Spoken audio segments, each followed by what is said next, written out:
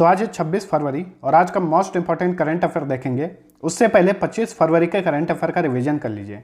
और friends, video के last में प्रीवियस मंथ से भी टॉप 10 करंट अफेयर का टेस्ट लगाऊंगा, तो आप लोग टेस्ट को जरूर सोल्व करना। चलिए देखते हैं। पहला क्वेश्चन, मलेशिया के प्रधानमंत्री का क्या नाम है जिन्होंने हाल ही में इस्तीफा दे दिया है? Mahathir Mohamad. ये दुनिया के सबसे अधिक उम्र के प्रधानमंत्री थे। इनकी उम्र 94 वर्ष है, तो इन्होंने इस्तीफा दे दिया है प्रधानमंत्री पद से। लीवा मिस डिवा यूनिवर्स 2020 का खिताब किसने जीता है? एडलिन कैस्टेलिनो ने। ये कर्नाटका की हैं। टोक्यो ओलंपिक 2020 का आदर्श वाक्य क्या है? United bye emotion.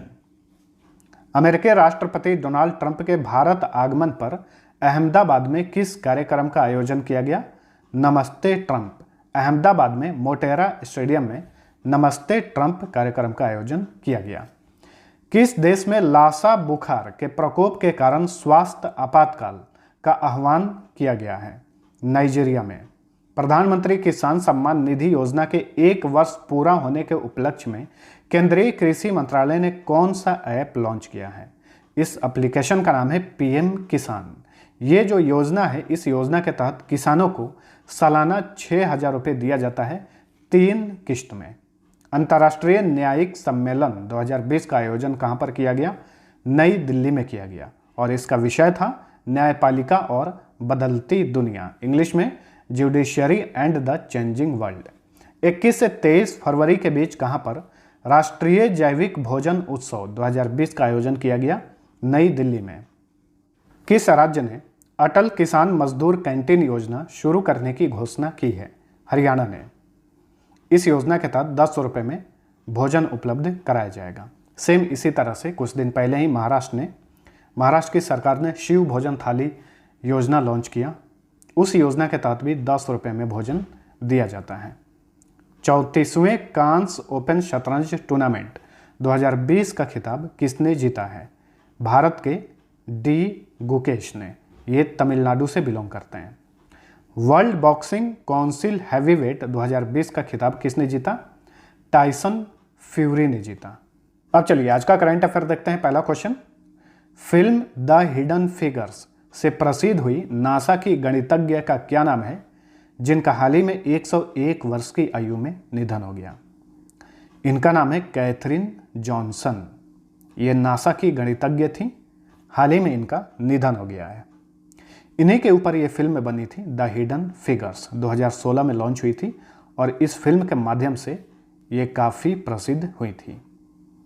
एक चीज़ बता दें इनके बारे में, नासा ने अपोलो 13 एक यान लॉन्च किया था 1970 में और वो चांद पर सफलतापूर्वक लैंडिंग भी किया था।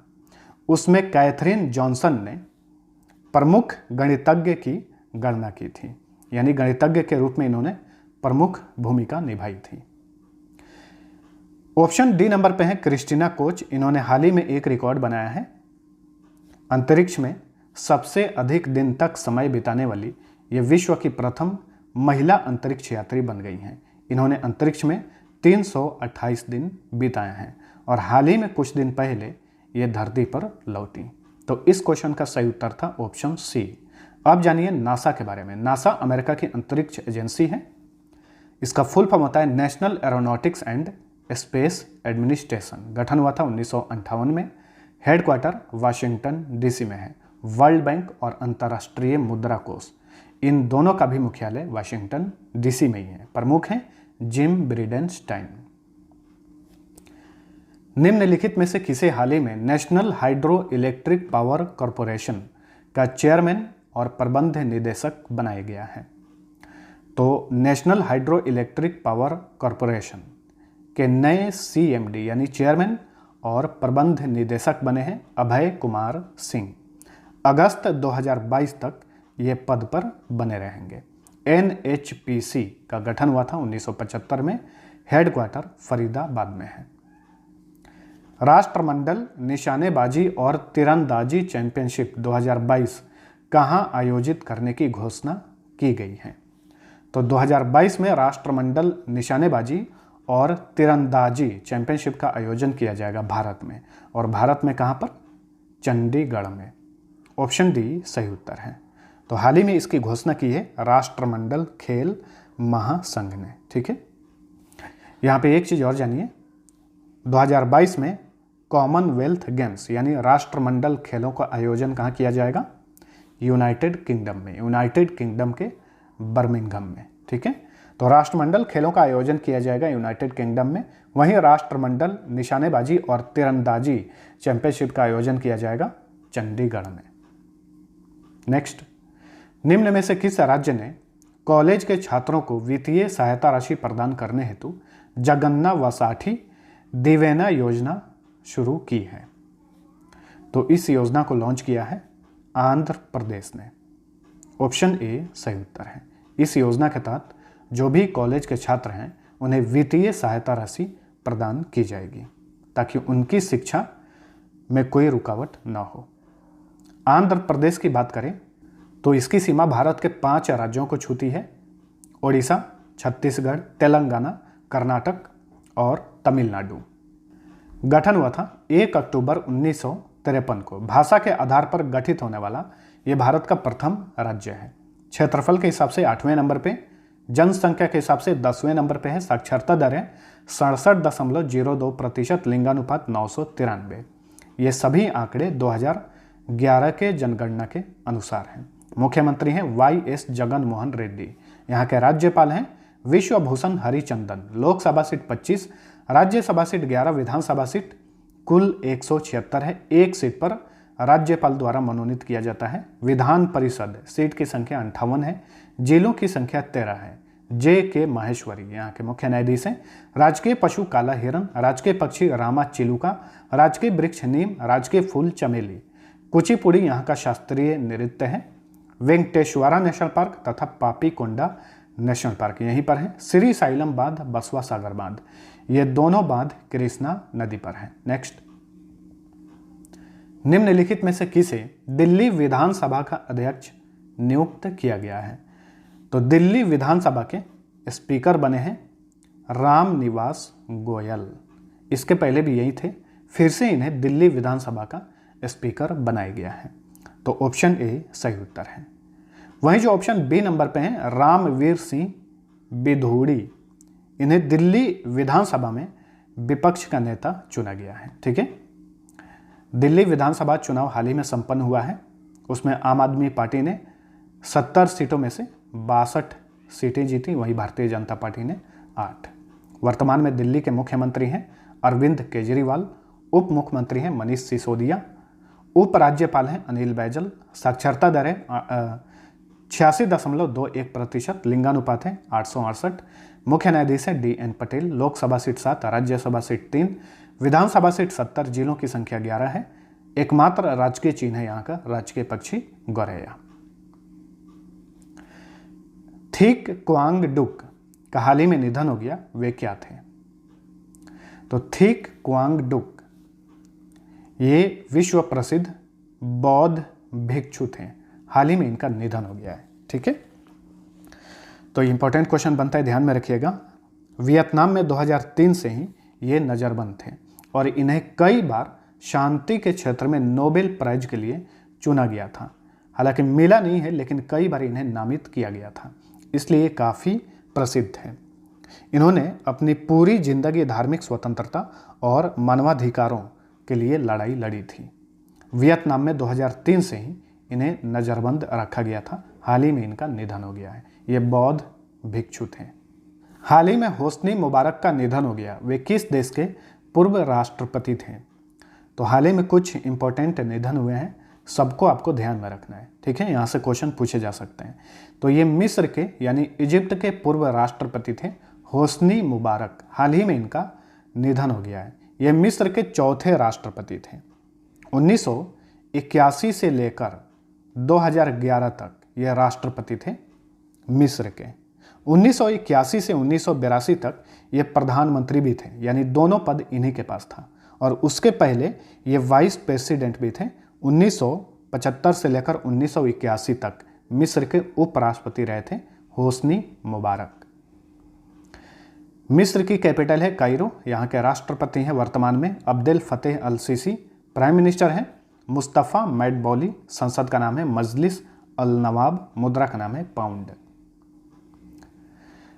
वाणिज्य मंत्रालय की एक रिपोर्ट के अनुसार 2018-19 में भारत का सबसे बड़ा व्यापारिक साझेदार कौन सा देश रहा? तो 2018-19 में भारत का सबसे बड़ा व्यापारिक साझेदार देश रहा अमेरिका, चीन को पछाड़कर। इसके पहले चीन जो है भारत का सबसे बड़ा व्यापारिक साझेदार देश हुआ करता था, लेकिन अब चीन को पछाड़ दिया है अमेरिका ने। ठीक है, भारत और अमेरिका के बीच में 2018-19 में द्विपक्षीय व्यापार रहा 88 बिलियन डॉलर। कितना? 88 अरब डॉलर। वहीं 2018-19 में भारत और चीन के बीच द्विपक्षीय व्यापार रहा 87.1 बिलियन डॉलर। तो चीन को पछाड़ा है अमेरिका ने। अमेरिका की कैपिटल वाशिंगटन डीसी, राष्ट्रपति हैं वर्तमान में डोनाल्ड ट्रंप, 45वें राष्ट्रपति हैं। यहाँ की संसद का नाम है कांग्रेस और मुद्रा का नाम है डॉलर। दिल्ली में संपन्न एशियन कुश्ती चैंपियनशिप 2020 में भारत ने कुल कितना पदक जीतकर तीसरा स्थान प्राप्त किया? भारत ने कुल 20 पदक जीते और 20 पदकों के साथ भारत ने तीसरा स्थान प्राप्त किया। 20 पदक में से भारत ने 5 गोल्ड मेडल, 6 सिल्वर मेडल और 9 ब्रॉन्ज मेडल जीते। वहीं पहला स्थान रहा जापान का। जापान ने कुल 16 पदक जीते। अच्छा, यहाँ पे सवाल ये उठता है कि भारत ने 20 पदक जीतकर तीसरा स्थान प्राप्त किया और जापान 16 पदक जीतकर पहला स्थान प्राप्त किया, वो कैसे? एक्चुअल में भारत ने 20 पदक में से सिर्फ 5 गोल्ड मेडल जीता, वहीं जापान ने 16 पदक में से 8 गोल्ड मेडल जीता। तो जो सबसे अधिक गोल्ड मेडल जीतता है, चाहे उसका कुल पदक कम ही क्यों ना हो, वो पहले स्थान पर रहता है। ठीक है, तो जापान ने 16 पदकों में से 8 गोल्ड, 4 सिल्वर और 4 ब्रॉन्ज मेडल जीता। वहीं दूसरे स्थान पर रहा ईरान। ईरान ने कुल 17 पदक जीते, उसमें से 7 गोल्ड मेडल, 3 सिल्वर मेडल और 7 ब्रॉन्ज मेडल शामिल थे। तो हाल ही में दिल्ली में एशियन कुश्ती चैंपियनशिप का आयोजन किया गया था। यहाँ पे एक बात और ध्यान में रखिएगा, इस चैंपियनशिप में चीन को हिस्सा नहीं लेने दिया गया। क्यों? क्योंकि वहाँ पे कोरोना वायरस फैला हुआ है। इसकी वजह से भारत सरकार ने वहाँ के खिलाड़ियों को इस चैंपियनशिप में हिस्सा नहीं लेने दिया। नेक्स्ट, हाल ही में उपराष्ट्रपति वेंकैया नायडू द्वारा launch death and inside story a book for all those who शैल के लेखक कौन हैं? तो हाल ही में ये पुस्तक लॉन्च हुई है। इसके लेखक हैं जग्गी वासुदेव। ऑप्शन बी सही उत्तर है। जग्गी वासुदेव जो हैं ये ईशा फाउंडेशन के संस्थापक हैं। इन्होंने ही ये पुस्तक लिखी है, डेथ एंड इनसाइड स्टोरी। तो ये था हमारा आज का करंट अफेयर। वीडियो पसंद आया है तो लाइक और शेयर जरूर करना। अब चलिए प्रीवियस मंथ से टॉप 10 करंट अफेयर का टेस्ट लगा रहा हूँ, तो आप लोग टेस्ट को दीजिए और खुद को जांचिए कि आप कितना स्कोर कर पाते हैं। स्कोर नीचे कमेंट में जरूर लिखना और लास्ट में 2 क्विज भी करूँगा, उसका भी आंसर आपको नीचे कमेंट में लिखना है। पहला क्वेश्चन, रेटिंग एजेंसी क्रिसिल ने 2019-20 के लिए भारत की विकास दर का अनुमान 6.3% से घटाकर कितना कर दिया है? हर क्वेश्चन के लिए 2 सेकंड का टाइम दूंगा, फटाफट बताइए। वीडियो पॉज करिए और आंसर टिक करिए, उसके बाद मेरा आंसर सुनना। तो इस क्वेश्चन का सही उत्तर है ऑप्शन डी, 5.1%। नेक्स्ट, किस देश की सिचुआन एयरलाइंस ने हाल ही में भारत के लिए मालवाहक विमान सेवा शुरू की है? ऑप्शन देखिए। तो इस क्वेश्चन का सही उत्तर है ऑप्शन ए, चीन। नेक्स्ट, 12वां शक्ति भट्ट फर्स्ट बुक प्राइज किसने जीता है? ऑप्शन देखिए फटाफट। तो इसका सही उत्तर है ऑप्शन सी, टोनी जोसेफ 12वें शक्ति भट्ट फर्स्ट बुक प्राइज के विजेता बने हैं। किस पुस्तक के लिए? Early Indians, the story of our ancestors and where we came from.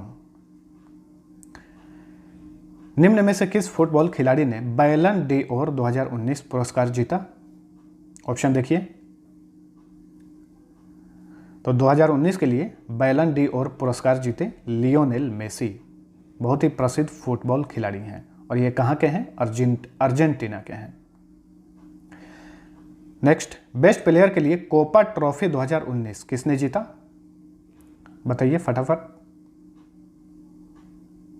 तो इसका सही उत्तर है ऑप्शन ए। 2019 के लिए कोपा ट्रॉफी जीते मैथिस डे लीट, ये नीदरलैंड के फुटबॉल खिलाड़ी हैं। पुरुष एकल वर्ग में सैयद मोदी इंटरनेशनल टूर्नामेंट 2019 का खिताब किसने जीता? बताइए, 2 सेकंड का टाइम है। तो इसका सही उत्तर है ऑप्शन डी, वांग तुजू वेई ने यह खिताब जीता पुरुष एकल वर्ग में। वांग तुजू वेई ये ताइवान के हैं। T20 tournament Syed Mushtaq Ali trophy 2019 किसने जीता? बताइए। तो इसका सही उत्तर है ऑप्शन सी। 2019 के लिए सैयद मुश्ताक अली ट्रॉफी कर्नाटक ने जीता तमिलनाडु को हराकर।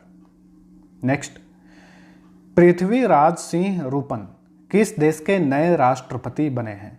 बताइए, किस देश के राष्ट्रपति बने हैं पृथ्वीराज सिंह रूपन? तो ये मॉरिशस के राष्ट्रपति बने हैं, ऑप्शन डी। नेक्स्ट, जलवायु परिवर्तन पर संयुक्त राष्ट्र फ्रेमवर्क कन्वेंशन द्वारा जलवायु परिवर्तन सम्मेलन COP25 कहां आयोजित किया गया? कहां पर? तो इसका सही उत्तर है ऑप्शन ए, स्पेन की कैपिटल मैड्रिड में इसका आयोजन किया गया था और इस सम्मेलन का अध्यक्षता किया था चिली ने। इस बात को भी ध्यान में रखिएगा। जालंधर में आयोजित सीनियर रेसलिंग नेशनल चैंपियनशिप में विनेश फोगाट ने कितने किलोग्राम स्पर्धा में स्वर्ण पदक जीता? बताइए।